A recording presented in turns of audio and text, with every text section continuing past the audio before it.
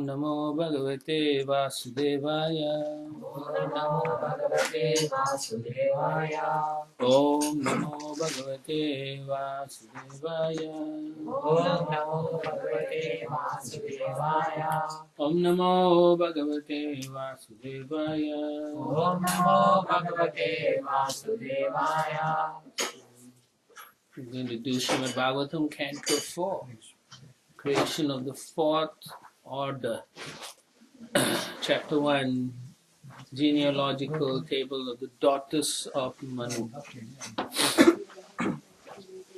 Text 1. Maitreya Vacha Manastu Satarupayam Tishra Kanyascha Jajnire Akuti Devahutischa Prasuti Riti Vishrutaha. Sri Maitreya said, Swambhu Manu begot 3 daughters in his wife Shatarupa, and their names were Akuti, Devahuti, and Prasuti. And they had 2 sons named and Priyavrata. Anyway, this is about the 3 daughters. They've already discussed about Devahuti. So now they're going to talk about Akuti and Prasuti. So, in the purport, Srila Prabhupada thanks his spiritual master for engaging him in writing this task. By his mercy, he's able to do all these things. So, in a very humble way, he's thanking, and then he's thanking Lord Chaitanya Mahaprabhu. And then everything he says is because of their mercy of Radha and Krishna. And so, therefore, he first offers his respects to them. Now, then Prabhupada gives a summary of what is in the 4th canto. So there are 31 chapters, and these chapters describe the secondary creation by Brahma and Manus. Remember, Sarga is done by Lord Vishnu. So Visarga is done by Brahma and his children, like that. Alright, then later on, Prabhupada says in the first chapter of this 4th canto, there are descriptions of the 3 daughters of Swayambhuva Manu and their descendants. The next 6 chapters describe the sacrifice performed by King Daksha and how it was spoiled. Thereafter, the activities of Maharaja Dhruva are described in 5 chapters. Then in 11 chapters, the activities of King Prithu are described. And the next 8 chapters are devoted to the activities of the Pracheta kings. So now you know what is the whole thing. So we already discussed Devahuti. Now it's going to be Akuti and Prasuti. And the reason why we are talking about Swayambhu Manu is because he's very devoted to Krishna. Advanced. He's a Maharaja. He's a pure devotee. Therefore, we are discussing about a great devotee of the Lord. Text 2. So why is it called the creation of the 4th order? Well, if you look at the way all the different personalities are done, after 4th generation actually. Huh? It is the 4th generation. Of? Like from Vishnu. Yeah, so the set of creation 1, 2, 3, 4th, like that. So you mean like Sarga, then Visarga, then... Within Sarga, Visarga, that's the 4th step. Yeah, 4th step. I think from Sarga onwards, the 4th step, like that. And that details what Brahma and his descendants are doing. That's the 4th order. Okay? As what I understood. Text 2. Akutim ruchaye prada Akutim ruchaye prada Abhibram tritmatim nirpaha Abhibhratim Putrika dharmam asritya Putrika dharmamashritya Satarupānumoditaha. Satarupānumoditaha. Akuti had two brothers, but in spite of her brothers, King Swayambhuva Manu handed her over to Prajapati Ruchi on the condition that the son born of her be returned to Manu as his son. This he did in consultation with his wife Shatarupa. It's interesting because in the purport Prabhupada explains there are people without any sons, but they may have daughters or like that. And so in this case, he's doing a Vedic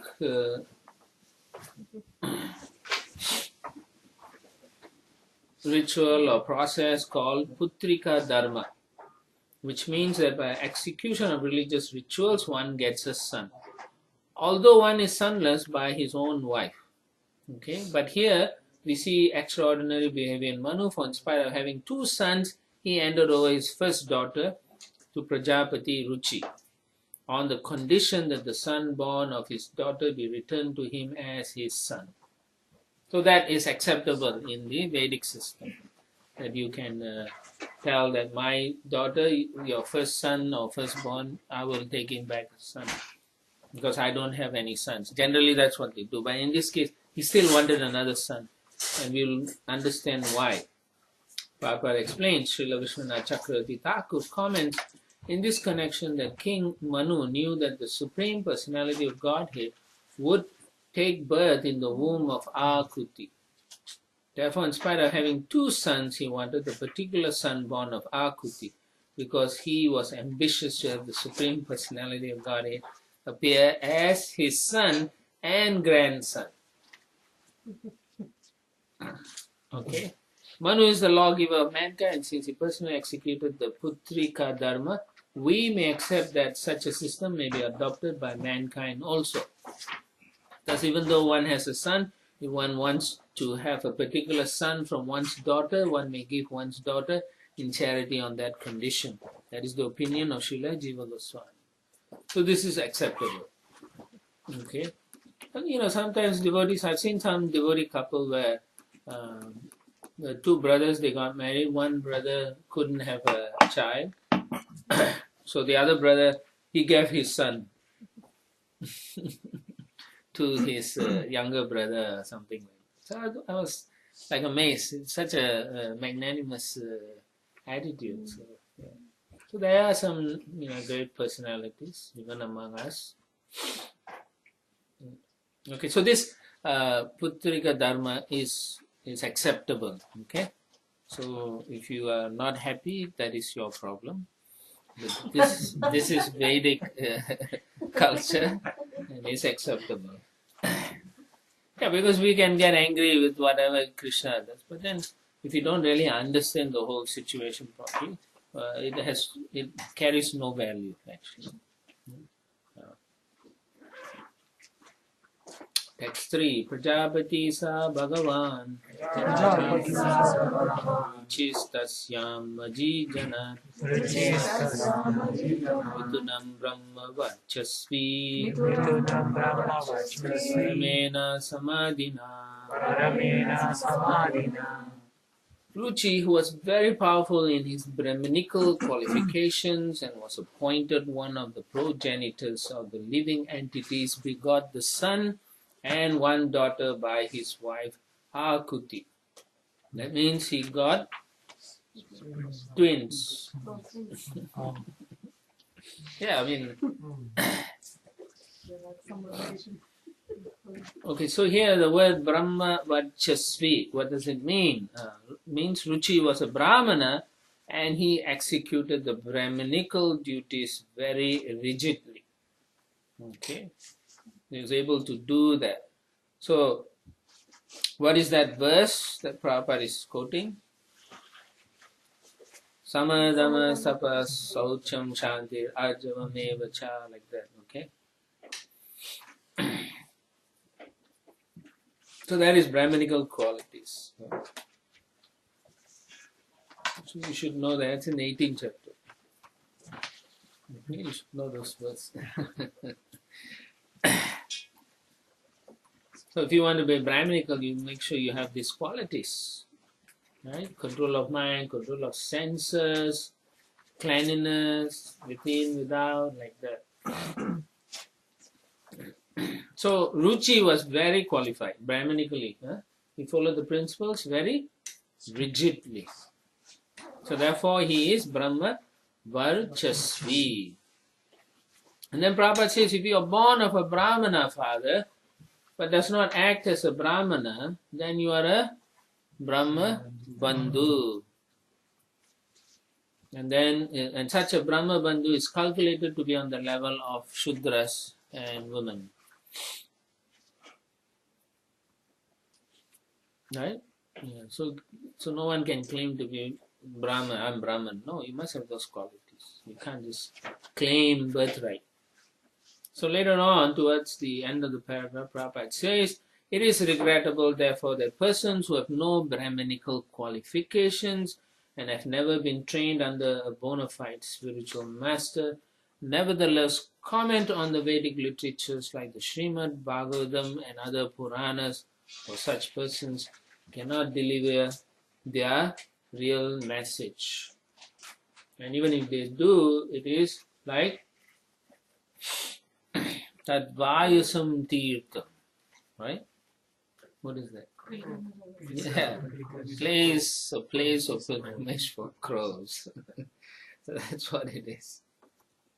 So we have to understand nicely why Prabhupada says that.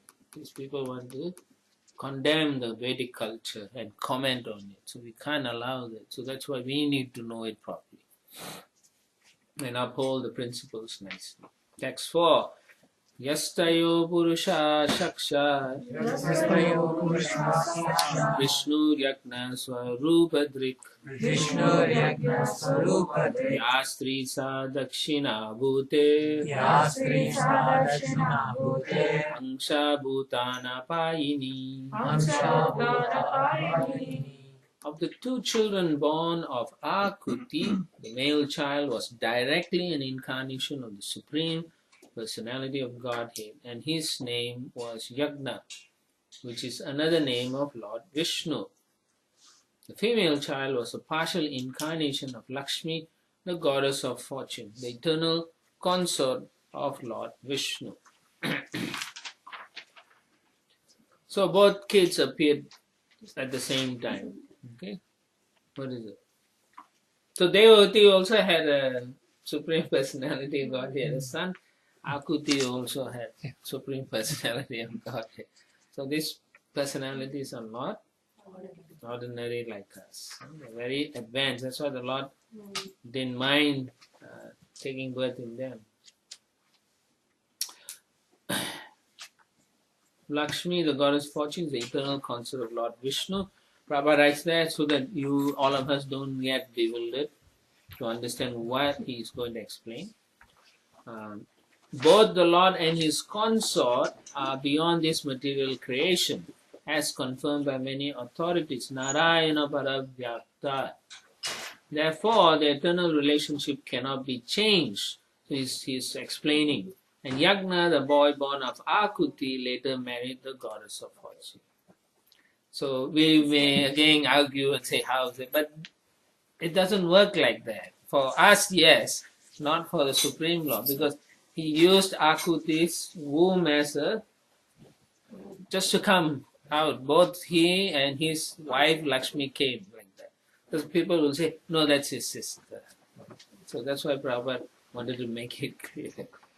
So don't get confused and don't think you are right and Krishna is wrong. Text 5. Aninye swagriham putriya Putram vitatarocisam Swayambhuva muda yukto Ruche jagraha dakshinam. Swayambhu Manu very gladly brought home the beautiful boy named Yagna And Ruchi, his son-in-law, kept with him the daughter Dakshina. So the boy Yagna becomes the son of Swayambhu Manu. Yes. So that is also the Vedic thing. Once this agreement is done, that boy is not Ruchi's son. Just like Arjuna, Yudhishthira and all are not sons of the demigods. They are not. They are sons of Pandu. So try to understand nicely. So because of that agreement, like in that case, what is that? It's there on the face of That's also a Vedic law that if you can't have a child, you can have it through a demigod or a brahmana or the brother, but only in those ages, not in Kali Yuga. Yeah. So still officially, the father is supposed to be the father there, even then. Yes, of course. Whoever brings the son up is the father, right? Not whoever is the seminal. Yeah, you can see Nanda Maharaj, Krishna is their son. Right.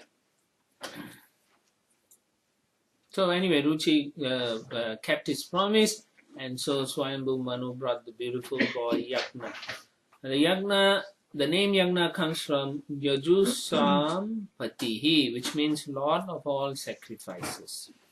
In the Yajurveda, there are different ritualistic prescriptions for performing yagnas, and the beneficiary of all such yagnas is the Supreme Lord Vishnu. Therefore, it is stated in Bhagavad Gita 3:9, Yagnartat karmanaha.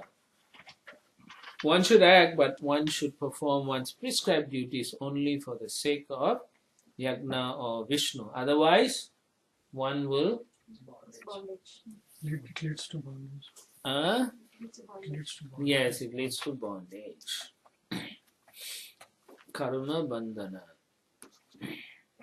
So there will be a reaction. If you want to enjoy it, you will have reaction. But we are not supposed to enjoy those things. We are supposed to always offer the results of our activities to Vishnu or Krishna.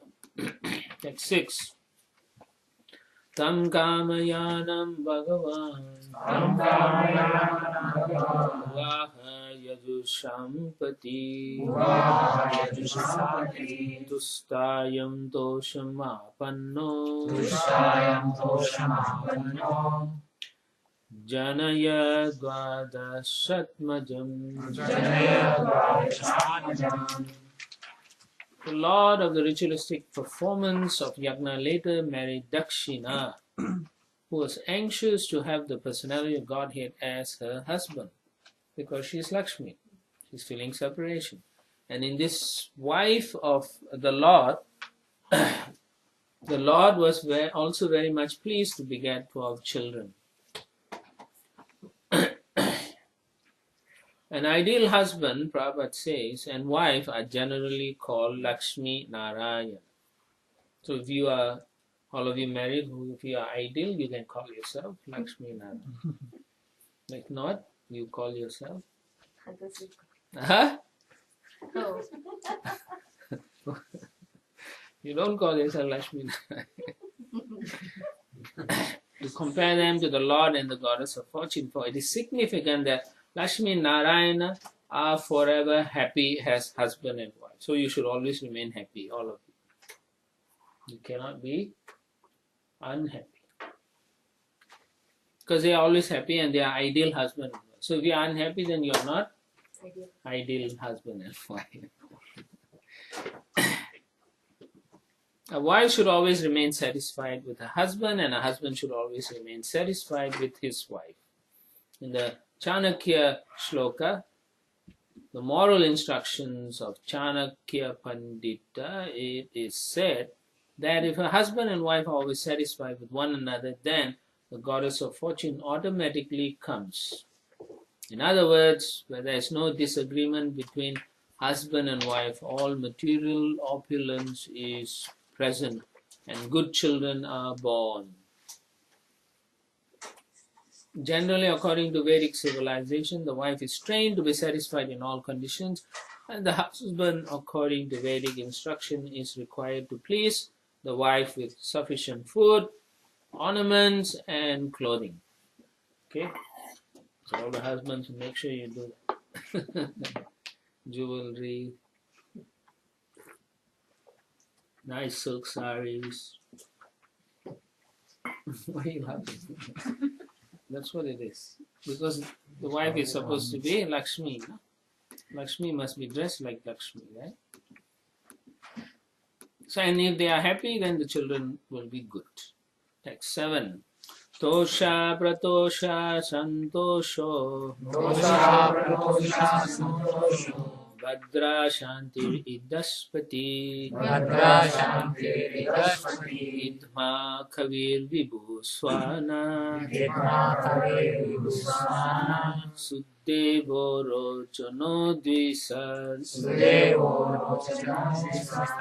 The 12 boys born of Yagna and Dakshina were named Tosha, Pratosha, Santosha, Bhadra, Santi, Idaspati, Idma, Kavi, Vibhu, Swana, Sudeva, and Rochana. Text 8. Tushita namate deva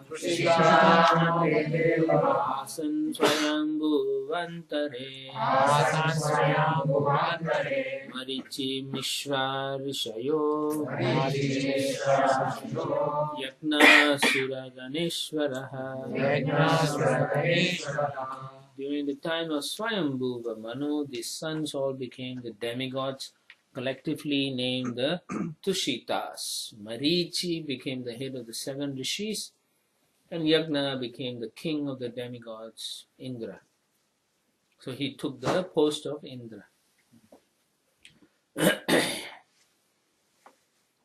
so let's continue. Text 9. Priyavratto tanupadau Manuputra mahojasau Tatputra pautra naptrinam Anuvrittam tad antaram. Swayambhuva Manu's 2 sons, Priyavrata and Uttanapada, became very powerful kings, and their sons and grandsons spread all over the 3 worlds during that period. Text 10. Devahutim Madattata Kardamayatmajam Manu Tatsambandhi Shruta Prayam Bhavata Gadato Mama. My dear son, Swayambhuva Manu handed over his very dear daughter Devahuti to Kardama Muni. I have already spoken to you about them, and you have heard about them almost in full. Text 11. Dakshaya Brahmaputraya Vasutim Bhagavan Manu Prayachadyad Krita Sargas Trilokyam Vitato Mahan.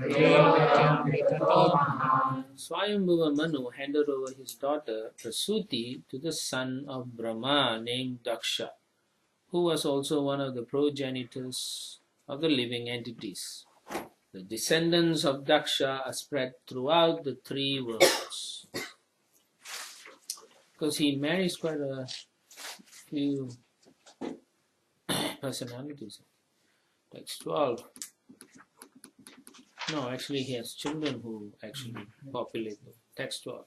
Ya Kardama Sutta Prokta Nava Brahma Rishi Patnaya Asam Prasuti Prasavam Prochamanam Nibodame. You have already been informed about the 9 daughters of Kardama Muni, who were handed over to 9 different sages. I shall now describe the descendants of those 9 daughters. Please hear from me. So we have already heard about that in the previous canto. Okay. Text 13. Patni marichestu kala Patni marichestu kala Susuve Kardamatmaja Sushveve Kamatmaja Kasyapam Purnimanam Cha Kashyapam Purnimanam Cha Yayura Puritam Jagat. Yayura Puritam Jagat. Kardama Muni's daughter Kala, who was married to Marichi, gave birth to 2 children whose names were Kashyapa and Purnima. Their descendants are spread all over the world. Prabhu, what is the significance of hearing like lineages? You know, what should be the Your glorious lineage, devotees, and how how part of creation also, right? How which descendants, how they spread. Like Daksha's children will create so many different personalities like that. So we need to know to some extent. Yeah, this is how it spread. Otherwise, if you don't know, then you will speculate. Or you'll say we came from monkey. Oh yeah, or we think this was just some myth that some smart guy called Vedavyas created this big story. Yeah. Gurujan Prabhu was saying some of the names describe maybe generations have passed. Huh? He was saying in some of the names described could be generations have passed. So the Generation past. Yeah, he's possible. saying it's like continuous people are taking birth and dying continuous. Yeah, that's true. So you don't know, like so many thousands of years in just a few lineage like that. His point was that we think our life is in a short period. We are such a big, think about ourselves in a very high esteem. But he says the generations and generations have passed by. And he thinks that. Yeah. So text 14. Purnima Sutta Virajam Purnima Sutta Virajam Visvagam Cha Parantapa Vishwagam Cha Parantapa Devakulyam Hare Pada Devakulyam Haripada Saucharya Bodhsariddivaha. Saucharya Bodhsariddivaha. My dear Vidura, of the 2 sons Kasyapa and Purnima, Purnima begot 3 children, namely Viraja, Vishvaga, and Devakulya. Of these 3, Devakulya was the water which washed the lotus feet of the personality of Godhead and which later on transformed into the Ganges of the heavenly planets. So you get more information. That's why you want to know about all this personality. And all the So others which are means these reversed. personalities are not all of them are on planet Earth. To wash the Lord's feet, they have to be on higher realms. Yes. And then Ganga is coming from there. Yeah, it's from Brahma's side it's coming down. Viraja is also a river name. Yes, Viraja is actually not really a Viraja. It's the demarcation between the spiritual and material realm. Yeah. But we don't know anything about it. Yeah, some It's of a the name things or- are informed and some are not given. Or it may be divulged later on. Text 15. Atre patni anasuyatrim yajne suyasasasutan dattam durvasasam somam adnesha brahma sambhavam. Adesha Brahma Sambhavan. Anasuya, the wife of Atri Muni, gave birth to 3 very famous sons, Soma, Dattatreya, and Durvasa, who were partial representations of Lord Vishnu, Lord Shiva, and Lord Brahma. Soma was a partial representation of Lord Brahma, Dattatreya was a partial representation of Lord Vishnu, and Durvasa was a partial representation of Lord Shiva. Right? If let's say you all were to read on your own, you won't read. It'll be all on the bookshelves. Now you really say, oh, this guy, oh, these guys are brothers. I never imagined like Durvas Mahamuni is son of Anasuya. Yes. Now you see, right? Because you only know parts and stories here and there, and that's it. But now you see everything makes sense, or it's all connected. So the purport, Prabhupada says, in this verse we find the words Atma Isha Brahma Sambhavan. Atma means the super soul or Vishnu. Isha means Lord Shiva. And Brahma means the four-headed Lord Brahma. The three sons born of Anasuya, Dattatreya, Durvasa and Soma were born as partial representations of these three demigods. Now, Vishnu is acting like a demigod, but he is not demigod. Okay, Atma is not in the category of the demigods or living entities because he is Vishnu. Therefore, he is described as Vibhinamsa Bhutanam. Okay. So later on in the next paragraph, Prabhupada says regarding Dattatreya and all, he says the answer is that the manifestations of Vishnu and those of the ordinary living entities are certainly all parts and parcels of the Supreme Lord, and no one is equal to him. But among the parts and parcels there are different categories. In the Varaha Purana it is nicely explained that some of the parts are Swamsa and some are Vibhinamsa. Vibhinamsa parts are called Jivas and Swamsa parts are in the Vishnu category.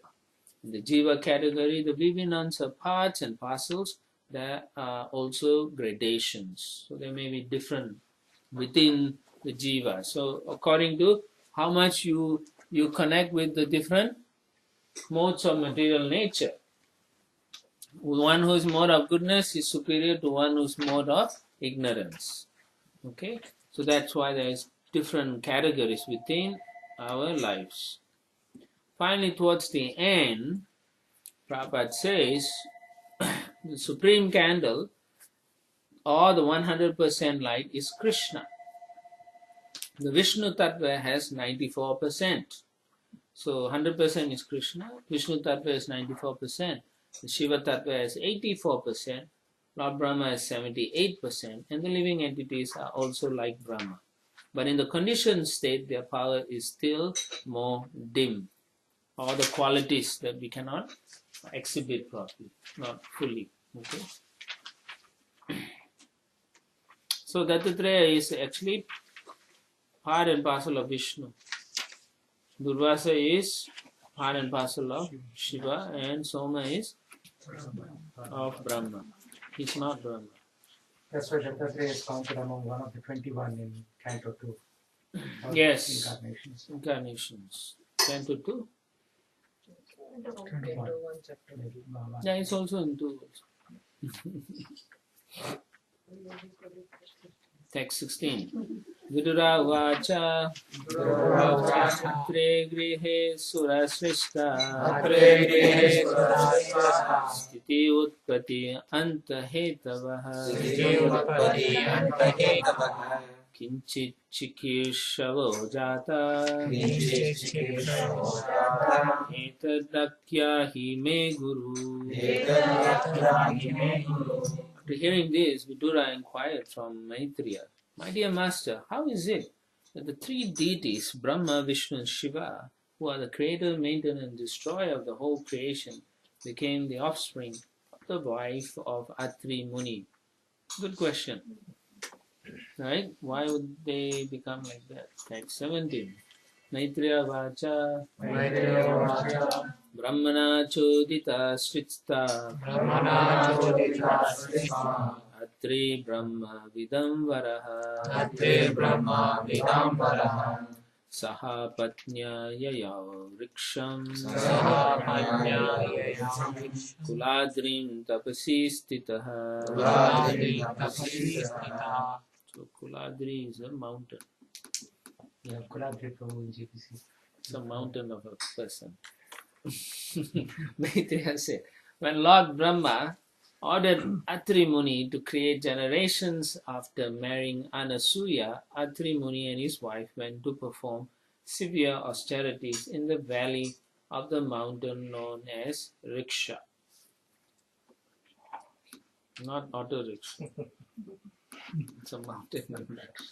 Text 18.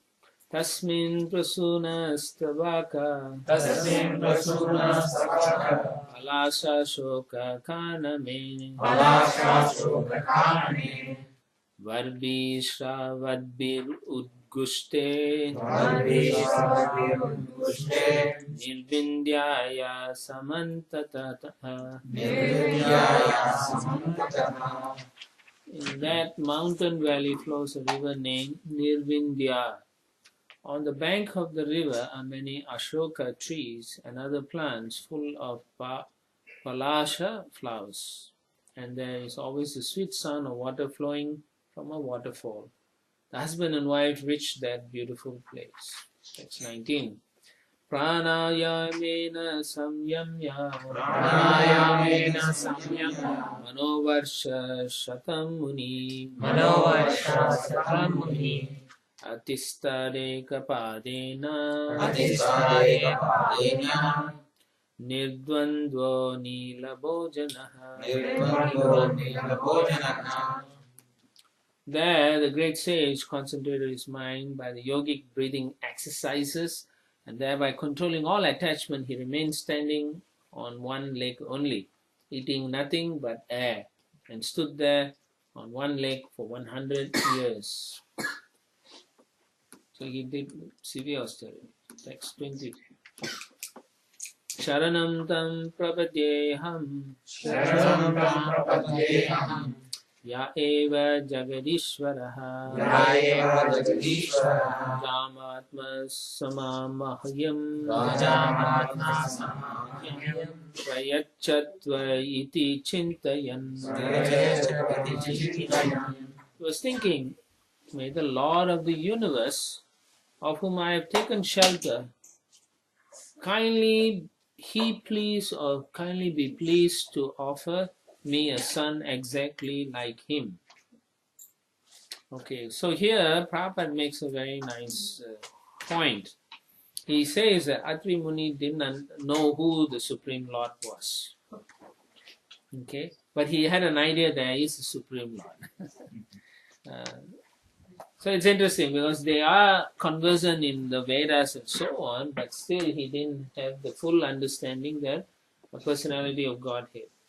So in the purport, in the middle of the purport, Prabhupada says, Atri Muni wanted a son exactly like the Lord, and therefore he is not supposed to have been a pure devotee because he had a desire to be fulfilled, and that desire was material.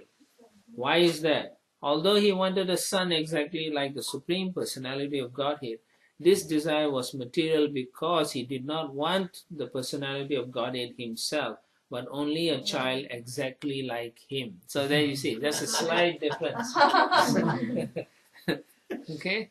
I know everyone is asking why, what's wrong? But this is the point. So Prabhupada is making us understand nicely. He didn't want the Lord to be the son. He wants someone like him to be the son. Like as powerful as the Lord. Yeah, something like that. Yeah. So Prabhupada says, if he had desired the Supreme Personality of Godhead as his child, he would have been completely free of material desires because he would have wanted the Supreme Absolute Truth. But because he wanted a similar child, his desire was material. Thus, Atri Muni cannot be counted among the pure devotees. Heavy, yeah? So in the first paragraph, it said that Atri Muni already knew all the Vedas. Yeah. But when did the Upanishads come? Because Upanishads talk about Supreme Personality. It's all in the Vedas. The Upanishad is part of the Vedas. But in some places, isn't there a mention? What? No, it's never mentioned. Never mentioned Upanishads. It always seems to be impersonal. By any amount of studying Vedas, one cannot know it. Yeah, but what about Puranas? Puranas are also an expansion of the Vedas only. So in the Bhagavad Purana wasn't there at that time. No. But what about Vishnu Purana? Vishnu Purana is mention of Lord Vishnu. No. You get confused over the cycles. Because the whole cycle keeps going. So sometimes the Puranas from the previous Yuga and they are repeating those statements. So it doesn't work like that. all these Puranas, they all always existing. It's only who is going to repeat it at what time and when. Okay, when Brahma, he knows all these things and he teaches his sons and so on and so on. So later on they then compile it, right? So whoever speaks it or whoever is the main personality, that's how, for example, you can, there are certain sections, they call it what? Sweta Swara Upanishad, because that person spoke it like that. But it's still all from the same source. Same canon. The same what? Canon. Vedic canon. Canon, yeah, same Vedic canon. Yeah, the same information repeated by another person is used in that person's name, like that. Yeah. Okay, like that. Also, Krishna only comes once in a day of Prabhu. So at that time, this information.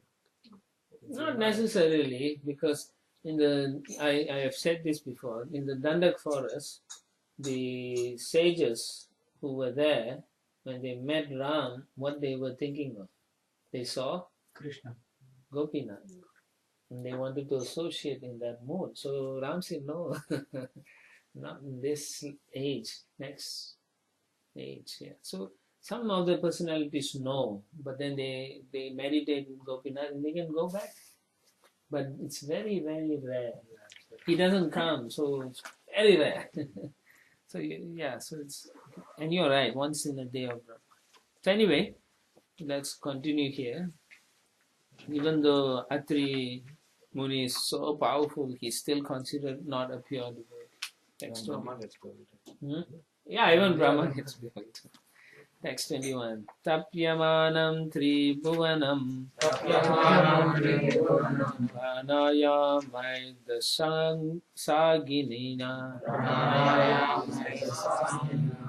Nirgatena Munir Mudna Samiksha Prabhavastrayaha. While Atri Muni was engaged in these severe austerities, a blazing fire came out of his head by virtue of his breathing exercise, and that fire was seen by the three principal deities of the three worlds. So then you see, Jiva Goswami explains this is the fire of pranayama, and it is showing the mind is controlled, mental satisfaction. And then immediately it's perceived by the supersoul, and the supersoul then informs Brahma and Lord Shiva. And then they also get the same understanding that Atri Muni is worshipping the Lord of the universe. So his concept of Lord of the universe is the person who creates, who maintains, and who destroys. So therefore, these three people will appear before him. Text 22. Apsaro Muni Gandharva Siddha Vidhadaro Radai Tayamana Yashashas Tad Ashrama Padam Yayu. At that time, the three deities approached the hermitage of Atri Muni, accompanied by the denizens of the heavenly planets, such as the celestial beauties, the Gandharvas, the Siddhas, the Vidyadharas, and the Nagas. Thus they entered the ashrama of the great sage, who had become famous by his austerities. Text 23. Tat pradurbhava samyoga Vidyotita manamuni Uddhistaneka padena Darsha Vivadarshavahan. Sage was standing on one leg, but as soon as he saw that the three deities had appeared before him, he was so pleased to see them all together that despite great difficulty, he approached them on one leg. I didn't understand actually. I was thinking, why, Maybe that was his bow. Possible, but I don't know. Approaching He didn't want to stop his austerities. he didn't keep the other leg down, right? Approaching is, it's not walking towards them, but even in spite of, even like, yeah. Approaching him, he approached them, so it's kind of Yeah, for me it's like he's hopping or what? But maybe not. Huh? Next 24. Pranamya dandavat bhumau Vataste arhananjali Shahamsa suparnastan Swai swai chinaischa chinitan.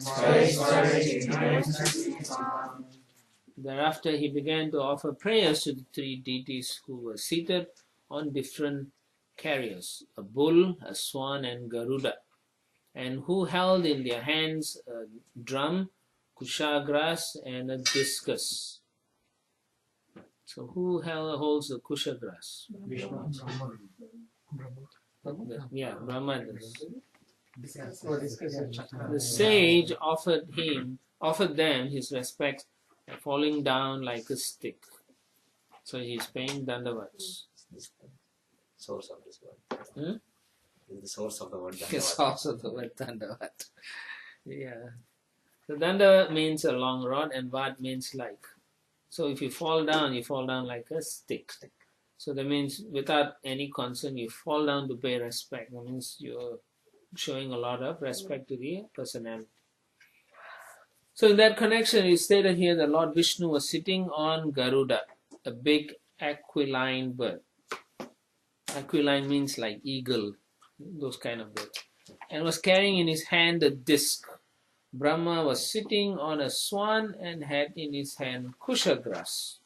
And Lord Shiva was sitting on a bull and carrying in his hand a small drum called a damaru.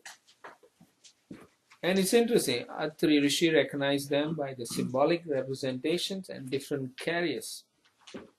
And therefore he knew from the Vedas who they are, but he didn't know who's the Supreme Personality of Godhead.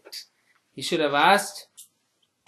Who should he have asked? He asked his father. Yes, he should have asked his father Brahma before he started his tapasya. No, but he said previously that he was meditating on the super soul.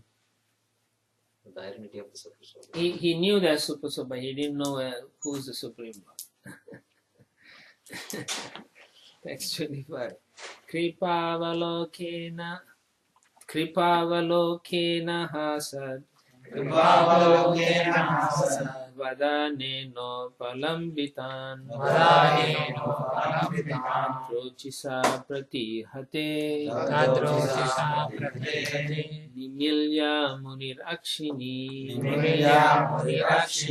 Atri Muni was greatly pleased to see that the three devas were gracious towards him. His eyes were dazzled by the effulgence of their bodies, and therefore he closed his eyes for the time being. So they are coming from a higher planetary system and so on, and they naturally have a bodily effulgence, all of them, including Brahma and Shiva. So they were so glaring even for him, so he had to close his eyes. That's why even in the Sri Upanishad, you see how he says, "Oh my Lord, Hiranya Patre." Yeah, we take out that. Yeah. So he did these austerities for the sun. Yes. Yeah. So he wanted sun. That's the main idea. And it's material, as Prabhupada says. So anyway, let's see. Chetastar pravanam yunjam astavet samhatanjali lakshnaya shuktaya vacha sarvaloka gariyasaha atvirvacha Vishvodbhava sthitilayeshu vibhajyamane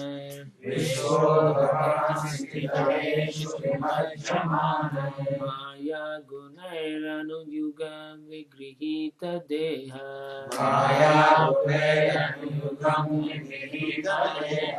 He Brahma Vishnu Girisha Pranatosmi Ahambas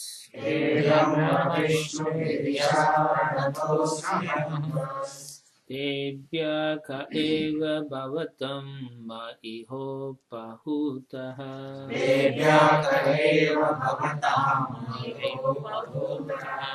But since his heart was already attracted by the deities, somehow or other he gathered his senses, and with folded hands and sweet words he began to offer prayers to the predominating deities of the universe. The great sage Atri said, O Lord Brahma, O Lord Vishnu, and Lord Shiva, you have divided yourself into three bodies by accepting the three modes of material nature, as you do in every millennium for the creation, maintenance, and dissolution of the cosmic manifestation. I offer my respectful obeisances unto all of you and beg to inquire whom of you three I have called by my prayer. He's saying who is the Supreme Lord among them. Huh? He's asking who is the Supreme among them. So you can see he still doesn't know. Gajendra was little more clear. Huh? Gajendra was more clear. Rajendra, no, even he. No, He but he also could didn't know, but describe. he could specifically describe called more. out for. Yeah. But he could describe more about He also had difficulty. He didn't even call, but all the demigods knew it wasn't addressed to them. Yeah. Here, they didn't know who he was calling. That's why all three came. But then actually in the second line, third line, why is he saying that you divided yourself into three bodies by accepting the modes of material nature? Yeah, because they are all empowered personality, no? The gunas, they come to empower the three gunas. In that sense, he's saying like that, but not like they are. The potency is on the three like that. That's what he means, but he's not being an impersonalist. No. But he's a great sage, Prabhu. So is he covered right now? Or No, he really does not. He really doesn't. This is the dawn of creation, it's all this. amazing, no books. Now we will just say So that Brahma didn't give the knowledge to Prabhu, like further. I think it would appear like they didn't. I mean, Brahma taught them all those things and told them there's a supreme person, something like that, but didn't go probably in details or something like that. But it's, another thing is, Brahma himself is coming. And then he comes like the question to Brahma also. Tell me who is the supreme. Yeah. So now is the first time he's asking, which means he didn't ask Brahma before. Yeah, exactly. Sometimes if you don't ask, you don't get it. But also in some other Puranas, I think Brahma gave him instruction to go and meditate. Yes, So he- but then there is probably, you see, we only see sections of it. But then there is some already known information they already know. Here, obviously, Prabhupada explains to us that he didn't know, right? So we are see, fortunate. huh? We are fortunate It is that the Yeah. so we cannot recognize that nothing happens to us. No, we have all the information, but we don't know how to do anything. At least Antri Muni did something. Maybe that is the thing. Yeah. You don't know anything, you don't try more seriously. It's true. actually Narad Muni also asked Brahma. Exactly. He also asked the same thing. Oh, who is Supreme Person? Yeah. Are you the supreme? He's asking him. In the second canto, yes. remember? No, but he gets it that if he's meditating, then that means there has to be supreme. Yeah, so you get to see different, even your own children, one will be more smarter than another, so they'll ask. The other ones will just accept it. 3 verses down, the demigod confused him more. So, don't worry. I think you are getting confused. You see, he's thinking. He doesn't know. Or maybe that's the first time he's come Yes. to know, just like when we came to know first time. Naradeva. But he meditated on Supreme, the Super Soul, so that means only Vishnu, right? No, that's because you know. Okay, so. He didn't know. No, but there are many people who pray, but they don't know. Yes. But when they come Just like to- impersonalists, they meditate on their hearts, but they don't know. They think it's themselves when they see the feature of the Paramatma instead of thinking it's a super soul who's the Supreme Lord. So it's like that, it's a lack of ignorance. And let's look at what happens further. Prabhupada writes about all those three personalities. Therefore, the Supreme Lord, the creator of the universe, must be transcendental to the material modes of nature. Because he's saying, Lord of universe means to create the universe, you must be there present. So therefore, Prabhupada says, must be there. But it is known that Vishnu takes charge of the mode of goodness, Brahma takes charge of passion and Lord Shiva takes charge of the mode of ignorance. Therefore, Atri Muni said that Jagat Ishvara, the Lord of the universe, must be one of you. But since three of you have appeared, I cannot recognize whom I have called. You are all so kind. Please let me know who is actually Jagat Ishvara, the Lord of the universe. So Prabhupada then further gives us more information about Atri Rishi. He was doubtful about the constitutional position of the Supreme Lord Vishnu, but he was quite certain that the Lord of the universe cannot be one of the creatures created by Maya. So he had that knowledge, not the living entities in the universe, like in the planet. His very inquiry about whom he had called indicates that he was in doubt about the constitutional position of the Lord. Therefore, he prayed to all three. Kindly let me know who is the transcendental Lord of the universe. He was certain, of course, that not all of them could be the Lord, but the Lord of the universe was one of the three. So he had some understanding that one of these. First time multiple choice question. Yeah. So what is this doubt about the constitution of Yeah, situation. He got confused. What is that? So he said he has doubt about the constitutional position of the Lord. What is the doubt? Whether he's transcendental or Yes. Yeah. Yes. but he only says that because he created the universe, he should be not in Maya, right? He didn't say that. He knows that it's beyond Maya, right? That's what He knows the creatures beyond the created in this world, someone superior. Right? So that means he knows he's beyond Maya, right? So Beyond the material things. material things. Yeah. Okay. But he doesn't know he's transcendental. It seems like this. Okay. Yeah. Because then he's questioning Brahma and Shiva also, right? They are not completely transcendental, right? Yeah. Text 28. Eko Maeka Bhagavan Vivida Pradana Chitti Krita Prajananaya Katam Nuyuyam Atra Gatasthanabritam Manasopi Dura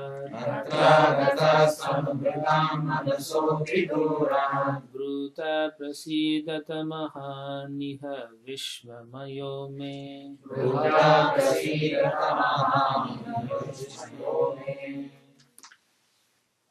I called for the Supreme Personality of Godhead, desiring a son like him, and I thought of him only. But he really don't know who that person is.